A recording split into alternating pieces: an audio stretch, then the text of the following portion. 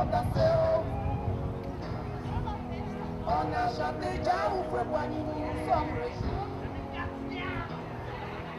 On a chanté Nelson Mandela, nous avons dansé. Aujourd'hui, nous voulons saluer un symbole nommé Laurent Gbagbo,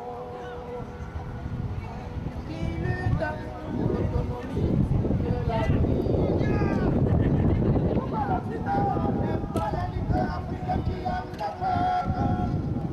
Lecture à deux voix de la motion au ministre de l'économie et des finances, Pierre Moscovici, contre la célébration du franc CFA par Alassane Dramane Ouattara. Monsieur le ministre de l'économie et des finances, en ce vendredi 5 octobre 2012, où Alassane Dramane Ouattara, président de fait de la République de Côte d'Ivoire, inaugure un colloque consacré au 40e anniversaire des accords de coopération de la zone franc en votre présence. Nous, mouvements, associations et militants panafricains, dénonçons vigoureusement la politique du gouvernement français dont vous faites partie, et ce, à double titre. Tout d'abord, en matière de coopération économique et monétaire avec l'Afrique francophone, nous considérons que le franc CFA, franc des colonies françaises d'Afrique à l'origine, que vous célébrez aujourd'hui, est une monnaie d'asservissement au service des seuls intérêts occidentaux, pour ne pas dire hexagonaux. En commémorant ces accords de coopération monétaire qui régissent la zone franc, vous niez au peuple africain francophone le droit de choisir librement leur monnaie ainsi que les instances en charge de sa gestion, comme si les rapports de domination inscrits dans le pacte colonial continuaient de régir les rapports de la France avec les anciennes colonies.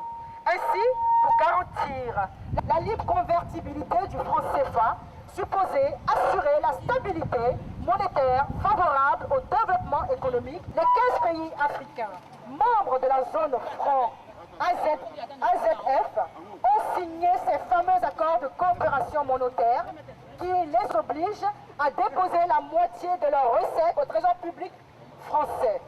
Les institutions de la zone franc, à commencer par les banques centrales de ces unions monétaires, sont entièrement inféodées à la France, qui dispose seule du pouvoir décisionnaire arrimé au franc français, puis à l'euro.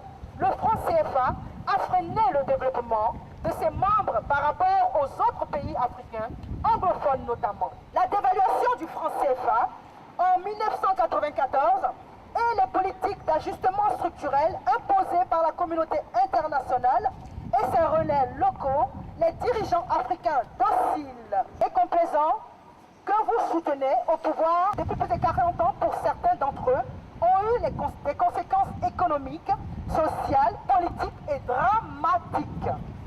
Nous vous exhortons donc à faire le bilan réel de ces 40 années de coopération monétaire, 70 ans dans les faits, à la lumière des conséquences désastreuses de ces traités, jamais soumis à l'approbation des peuples souverains d'Afrique en termes de développement des inégalités, de coupes sombres dans les dépenses de santé et d'éducation, de privatisation sauvage, privant ces pays de l'exploitation légitime d'une grande partie de leurs ressources.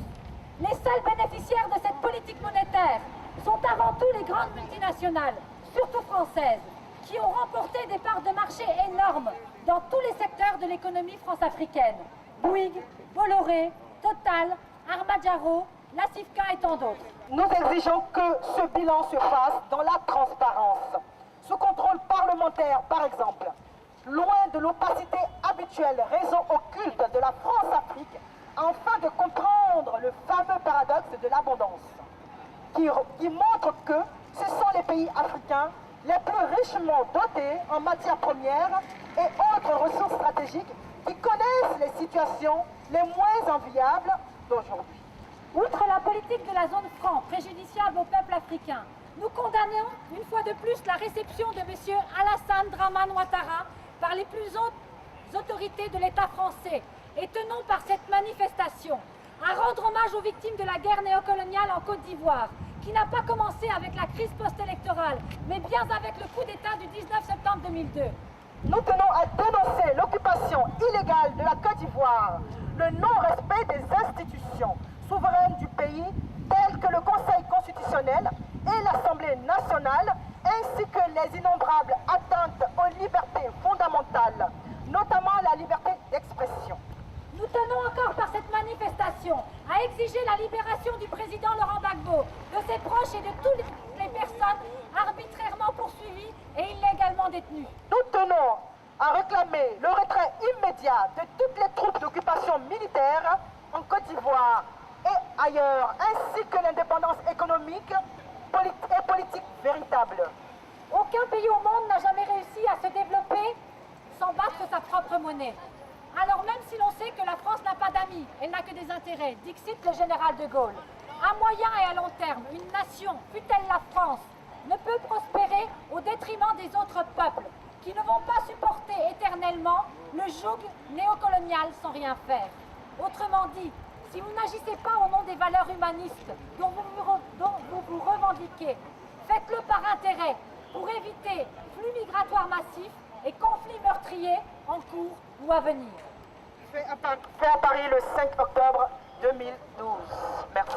Merci, bravo. Nous voulons saluer un symbole nommé Laurent Gbagbo, qui lutte pour l'autonomie